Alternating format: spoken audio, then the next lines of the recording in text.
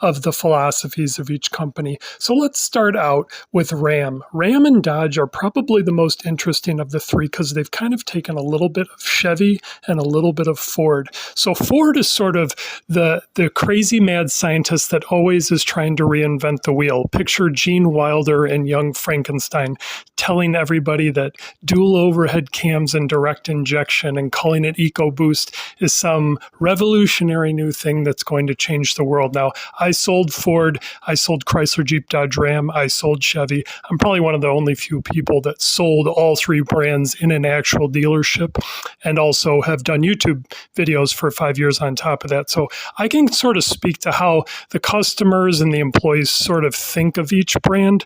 Chevy is probably the most old school. If they were an actor, they would be like Michael J. Fox from Back to the Future. They are taking the small block V8 from 1955 and traveling 70 years into the future and trying to convince everybody that this is brand new, that this is some new invention. And that is why people love Chevy. Chevy is old school almost to a fault. In the year 2075, there will be a robot lady driving a Cadillac Escalade, tailgating you, driving a pushrod powered vehicle, probably. So that is how old school Chevy and General Motors are.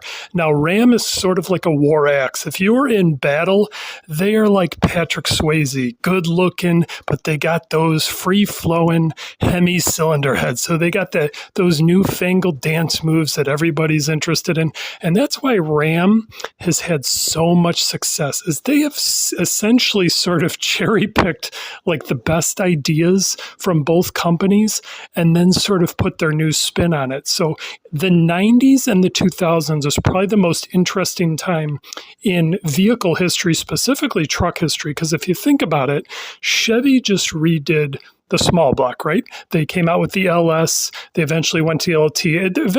Essentially an aluminum block version of their old engine, but from a completely ground up standpoint.